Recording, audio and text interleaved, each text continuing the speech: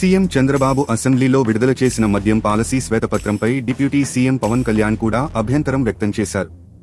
మద్యం అంశంలో 3,000 కోట్ల దోపిడీ జరిగిందని శ్వేతపత్రంలో పేర్కొన్నారని, కానీ దీంట్లో చాలా లోతైన దోపిడీ జరిగిందని అన్నారు. దాదాపు 18,866 కోట్ల మేర దోపిడీ జరిగినట్టు ప్రాథమికంగా తేలిందని తెలిపారు. ఇదంతా ప్రజాధనమేనని, ఇదంతా ఎక్కడికి వెళ్లింది అని వ్యాఖ్యానించారు.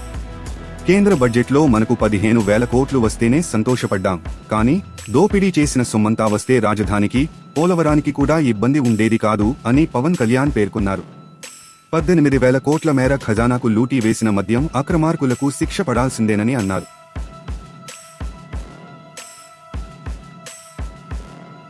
తాజా సమాచారం కోసం లైక్ చేయండి, సబ్స్క్రైబ్ చేయండి, నోటిఫికేషన్ల కోసం గంట సింబల్ ఆన్ చేసి పెట్టండి.